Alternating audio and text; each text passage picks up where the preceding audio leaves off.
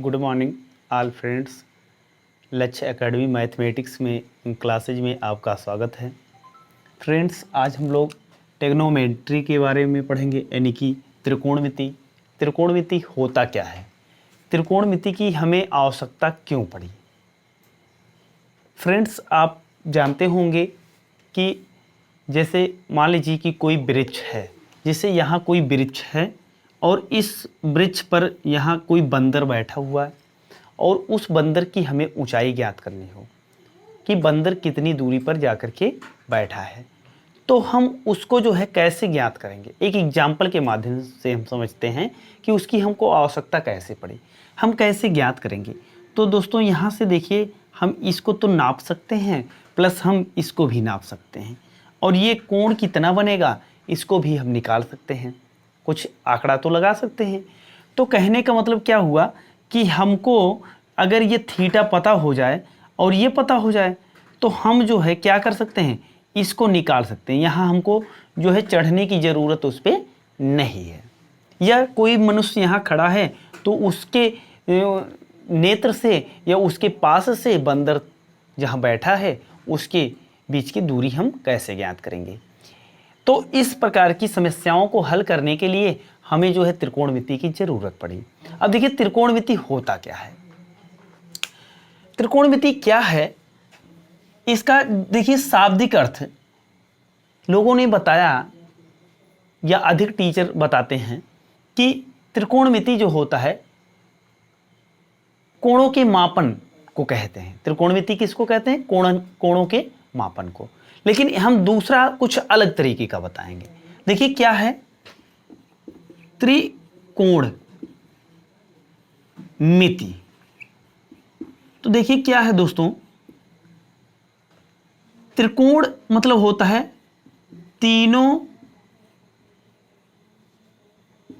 कोणों वाली आकृति।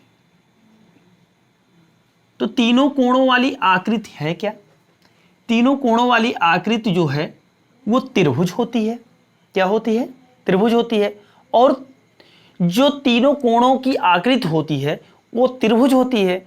और उस त्रिभुज को देखिए, उस त्रिभुज में जैसे कोई त्रिभुज है मान लीजिए, तो इसमें तो तीन कोण होते ही हैं, साथ में क्या होते हैं, तीन भुजाएं भी होते हैं। तो ये जो तीन कोण होते हैं इसको भी हमें नापना होता है और जो भुजा होती है उसको भी नापना होता है। तो देखिए, तीनों कोणों वाली जो आकृति है या तीनों भुजाओं वाली जो आकृति है, मिति क्या है, मिति मतलब होता है मापन। मिति मतलब क्या होता है, मापन। कहने का मतलब इसके अनुसार अगर हम निकालना चाहेंगे तो तीनों कोणों के मापन को त्रिकोणमिति कहते हैं। मतलब क्या हुआ, हम यूज क्या कर रहे हैं, त्रिभुज यूज कर रहे हैं। तो क्या होगा, किसी त्रिभुज में तीनों कोणों के मापन को या तीनों भुजाओं के मापन को क्या कहते हैं, त्रिकोणमिति कहते हैं। ये तो आपका जनरल सी परिभाषा हुआ। एक हम दूसरी परिभाषा देना चाहेंगे, उसकी क्या परिभाषा है। देखिए दोस्तों, उसकी परिभाषा देखिए क्या है, यहां पर देख लीजिए परिभाषा। परिभाषा इसका क्या है, गणित की वह शाखा, गणित की वह शाखा, वह शाखा, गणित की वह शाखा जिसके अंतर्गत या जिनके अंतर्गत या जिसके अंतर्गत त्रिभुज की भुजाओं, त्रिभुज की भुजाओं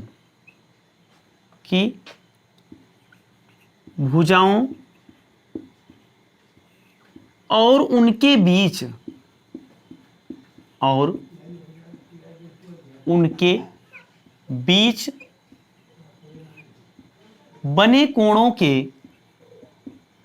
बने कोणों के मापन का अध्ययन किया जाता है। अध्ययन किया जाता है, किया जाता है, किया जाता है, उसे क्या कहते हैं? उसे त्रिकोणमिति कहते हैं। त्रिकोणमिति कहते हैं।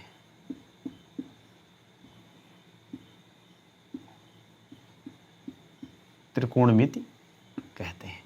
दोस्तों देखिए क्या है कि गणित की वह शाखा जिसके अंतर्गत त्रिभुज की भुजाओं और उनके मध्य या बीच बने कोणों के मापन का अध्ययन किया जाता है, गणित की उस शाखा को क्या कहते हैं? त्रिकोणमिति कहते हैं। दोस्तों त्रिकोणमिति की ये परिभाषा आपको लोगों ने या टीचरों ने हो सकता है आपको ना बताए हों। ये परिभाषा आपके लिए बहुत ही आसान होगी, बहुत ही अच्छा होगा, और ये तो शाब्दिक अर्थ बता देते हैं। दोस्तों मैं किसी टीचर की बुराई नहीं करना चाहता हूं, जिनकी जितनी भी क्षमता होगी उतनी वो ताकत लगाते हैं, अच्छा व्यक्त करने का प्रयास करते हैं। दोस्तों ये त्रिकोणमिति का जो है क्या हुआ? डिफिनीशन हुआ, परिभाषा हुआ। अब देखिए एक बात और है इसमें, क्या है? त्रिकोणमितीय अनुपात किसे कहते हैं? त्रिकोणमितीय अनुपात किसे कहते हैं? ये देख लीजिए।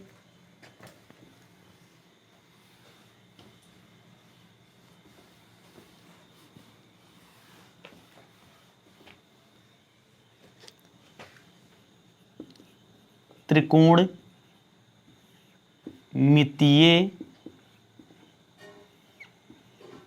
अनुपात, त्रिकोणमितीय अनुपात ये क्या होता है? किसी समकोण त्रिभुज, जैसे कोई समकोण त्रिभुज मान लीजिए ये दिया है, तो इसमें जो है समकोण त्रिभुज में क्या होता है? किन्हीं दो भुजाओं का जो अनुपात होता है उसी को त्रिकोणमितीय अनुपात कहते हैं। कहने का मतलब क्या हुआ? समकोण त्रिभुज, समकोण त्रिभुज, समकोण त्रिभुज में किन्हीं दो भुजाओं, किन्हीं दो भुजाओं, दो भुजाओं के माप को क्या लिखें? किन्हीं दो भुजाओं के अनुपात को, अनुपात को क्या कहते हैं? समकोण त्रिभुज में किन्हीं दो भुजाओं के अनुपात को क्या कहते हैं? त्रिकोणमितीय अनुपात कहते हैं।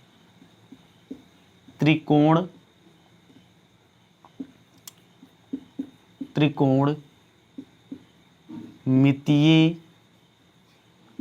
अनुपात कहते हैं, अनुपात कहते हैं, कहते हैं। अब देखिए क्या है दोस्तों, त्रिकोणमितीय अनुपात क्या होता है, इसके बारे में हम देखेंगे। इसके बारे में देखिए क्या स्थिति होगी। त्रिकोणमितीय अनुपात, त्रिकोणमितीय अनुपात टोटल क्या है? पहले देखिए यहां एक हम सबसे पहले क्या बनाएंगे? त्रिभुज बना लेंगे। इसका नाम रख दीजिए PQR। और ये त्रिभुज है कैसा? ये त्रिभुज दोस्तों है कैसा, किस प्रकार का त्रिभुज है? ये त्रिभुज है समकोण। कैसे है? समकोण त्रिभुज है। तो इस समकोण त्रिभुज में अनुपात मिलेगा क्या, और यहां कोई कोण बनेगा कि नहीं बनेगा, बनेगा। यहां भी कोई कोण बनेगा, कोई किसी एंगल पे ही जो है वो झुके होंगे।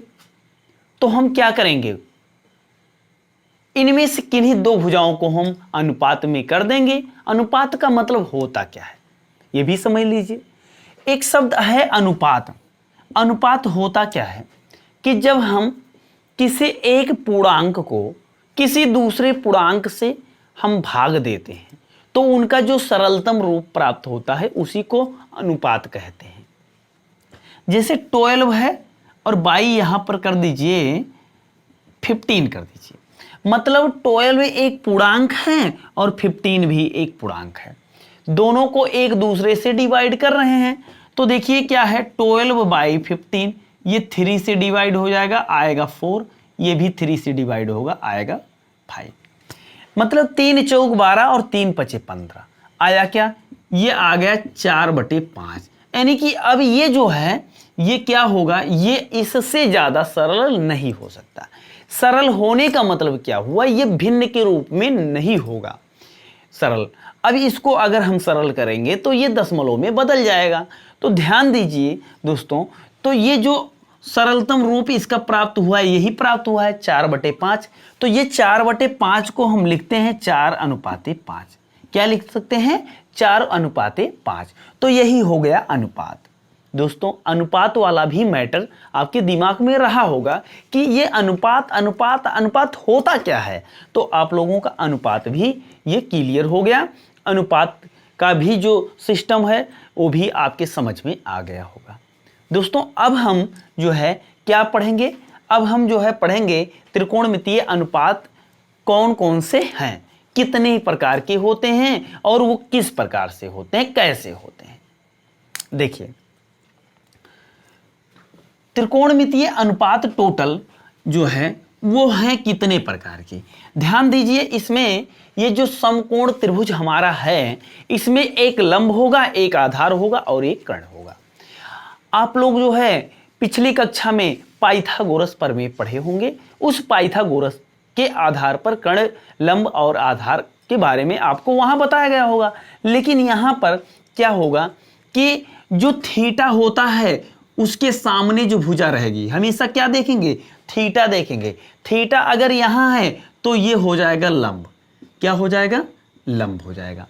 और अगर यही थीटा यहां चला गया तो लंब ये बन जाएगा। मतलब हमेशा हमको देखना क्या है कि थीटा कहां पर है और थीटा जहां रहेगा उसी के अनुसार उसका क्या रहेगा, लंब रहेगा, आधार रहेगा। और कर्ण जो होती है वो त्रिभुज में सबसे बड़ी जो है, समकोण त्रिभुज में सबसे बड़ी भुजा होती है। दोस्तों एक क्वेश्चन यहां पर आपका बहुविकल्पीय टाइप में बन सकता है, कंपटीशन में पूछा जा सकता है कि समकोण त्रिभुज में सबसे बड़ी जो भुजा होती है, एंगल जो होता है उसको, सॉरी एंगल नहीं, भुजा जो होता है उसको क्या कहते हैं। तो आप कहेंगे कर्ण।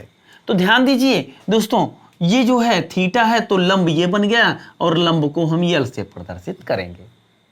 अब देखिए क्या करेंगे, जो क्षैतिज, क्षैतिज का मतलब होता है जो पृथ्वी के तल में हो या पृथ्वी के समांतर लगभग हो, ऐसा कह सकते हैं। इसको आप कहेंगे क्षैतिज रेखा। क्या कहेंगे, क्षैतिज रेखा। तो क्षैतिज में जो होगा उसको कहेंगे आधार। क्या कहेंगे दोस्तों, आधार कहेंगे। और जो शेष बचेगा, जो शेष भुजा बचेगी, कौन सी भुजा बच रही, ये वाली, इसको क्या कहेंगे दोस्तों, इसको कहेंगे कर्ण। क्या कहेंगे, कर्ण कहेंगे। ये क्या है, इसको के से हम प्रदर्शित करते हैं। ध्यान देना ये आधार और लंब ये बदलता रहेगा। कैसे बदलेगा, जब थीटा आपका बदलेगा। थीटा मतलब थीटा का स्थान, ये थीटा यहां ना होकर के यहां हो जाए तो ये लंब इसके पास आ जाएगा और ये इसके पास चला जाएगा। और हमेशा फिक्स क्या होगा, कर्ण फिक्स होगा। दोस्तों अब देखिए हम क्या करेंगे, अब देखिए क्या है, पहली भुजा जैसे यल बाई आप लिख सकते हैं के, और एक लिख सकते हैं, क्या लिख सकते हैं, ए बाई के, और फिर क्या लिख सकते हैं, क्या लिख सकते हैं, यल बाई ए, इतना लिख सकते हैं। ध्यान दीजिए फिर से, यल बाई के, ए बाई के और यल बाई ए। ध्यान दीजिए, लंब बटे कर्ण, इसको कौन सा त्रिकोणमितीय अनुपात कहेंगे, इसका क्या नाम रहेगा, इसका नाम रहेगा साइन थीटा। क्या रहेगा दोस्तों, साइन थीटा। और ये जो है इसका क्या नाम रहेगा, आधार बटे कर्ण कहां होता है, ये कास थीटा के साथ होता है। फिर देखिए, लंब बटे आधार कहां होता है दोस्तों, वो होता है टैन के साथ। मतलब टैन को हम कह सकते हैं, मतलब टैन किसके बराबर होता, इनके। अब देखिए दोस्तों, ये तो 3 मिल गया। अब इसका जब हम प्रतिलोम कर देंगे, मतलब उल्टा कर देंगे, तो क्या मिल जाएगा, अगला 3 मिल जाएगा। और टोटल मिला के 6 त्रिकोणमितीय अनुपात होंगे, जो कि त्रिकोणमिति में, पूरे त्रिकोणमिति में वो अनुपात यूज में रहेंगे। तो देखिए साइन का उल्टा, अब देखिए हम इसको पलट रहे हैं तो होगा क्या, के बाई यल हो जाएगा।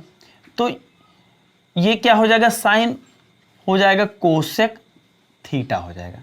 फिर देखिए इनके पास जाइए, इनको भी पलट दीजिए तो के बाई ए हो जाएगा, आएगा क्या, सेक थीटा हो जाएगा। फिर इनको देखिए क्या करेंगे, ए बाई यल कर दीजिए। अब ये क्या मिलेगा दोस्तों, cot theta, COT cot theta. दोस्तों ये 3 तो मिल गया आपको, और 3 जो मिला उसी का हमने विपरीत कर दिया, यानी कि प्रतिलोम कर दिया, तो हमको मिल गया क्या, टोटल 6 त्रिकोणमितीय अनुपात मिल गए। दोस्तों कोई दिक्कत। अब देखिए हम एक और फार्मूले का निगमन कर रहे हैं, चलिए देखते हैं क्या है। देखिए इसमें क्या करेंगे, समकोण जो त्रिभुज है, समकोण त्रिभुज PQR में दिख रहा है ना, कोई दिक्कत तो नहीं है। अच्छा इधर नहीं दिख रहा है, यहां देख लीजिए, समकोण त्रिभुज PQR में, अब दिख रहा है ना। अब देखिए समकोण त्रिभुज जो PQR है, इसमें क्या होगा, जो सबसे बड़ी भुजा है, यानी कि इसमें हमको पाइथागोरस प्रमेय जो रिलेशन है उसको निकाल दीजिए, पाइथागोरस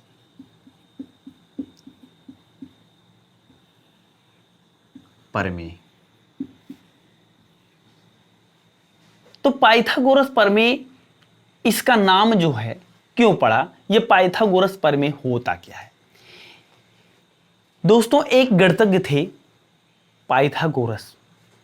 एक बार की बात है कि जो हमारे दार्शनिक हुआ करते थे, कुछ दार्शनिक ऐसे होते थे जो अपनी बात को बताने के लिए जो है ये नहीं चाहते थे कि हम बता दें या कोई और जान जाए।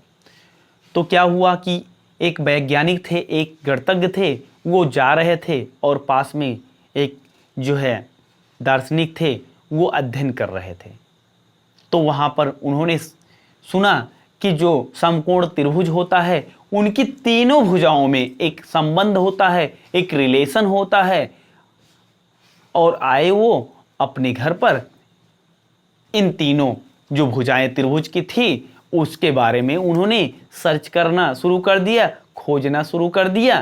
तो उनको लास्ट में मिला क्या, कि जो सबसे बड़ी भुजा थी, यानी कि कर्ण थी, उसका वर्ग क्या होता है, जो छोटी भुजा थे आधार, और जो एक और भुजा थी लंब, इनके वर्ग के बराबर होता है। मतलब क्या होता है, कोई दिक्कत तो नहीं है, दिख रहा है ना। अब देखिए कर्ण क्या होता है, कर्ण जो है क्या है, के है तो के स्क्वायर इक्वल टू, ये है क्या, ए है तो ए स्क्वायर, प्लस ये क्या है, यल है तो यल स्क्वायर। दोस्तों ये क्या प्राप्त हुआ, ये पाइथागोरस। दोस्तों तो ये पाइथागोरस प्रमेय रहा। अब जो है क्या हुआ, इसमें भी कुछ रिलेशन बताए हैं, और जो है ये रिलेशन जो है, दोस्तों एक मिनट,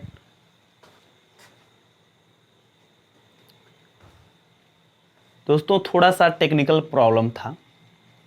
तो इसमें देखिए क्या है दोस्तों, ये जो है पाइथागोरस प्रमेय है। इस पाइथागोरस में जो प्रमेय है वो प्रमेय के आधार पर कुछ सूत्र हैं, फार्मूले हैं, उसका निगमन हम आपको जो है इस पार्ट में नहीं बताएंगे, अगले पार्ट में बताएंगे। ये वीडियो रहेगा परिचय पाठ से संबंधित, यानी कि इसमें केवल हम त्रिकोणमिति का परिचय दे रहे हैं। अब देखिए क्या क्या उसमें बताया जाएगा आपको, वो जो है 1 मिनट हम आपको बता दें। साइन स्क्वायर थीटा, ऐसा लिख लीजिए, sine square theta plus cos square theta equal to 1। और दूसरा रहेगा tan square theta 1 plus tan square theta equal to sec square theta, और 1 plus cot square theta equal to cosec square theta. दोस्तों ये 3 प्रकार के जो आपके फार्मूले हैं, ये कहाँ से मिलेगा, कैसे इसकी उत्पत्ति होगी, कैसे इसका जन्म होगा, इसको जो है हम अगले पार्ट में बताएंगे। दोस्तों ये वीडियो देखने के बाद आप कमेंट जरूर कीजिएगा ये वीडियो आपको कैसा लगा। जब आप कमेंट करते हैं तो हमको ये चलता है, ये भी पता चलता है कि वीडियो जो है कोई देखा है और उसको पसंद आया कि नहीं आया। अगर पसंद आता है तो लाइक ज़रूर करिए, और अगर चैनल पे नए हैं तो सब्सक्राइब कीजिए, जिससे आपको जो है लेटेस्ट वीडियो जल्द ही प्राप्त हो सके। धन्यवाद।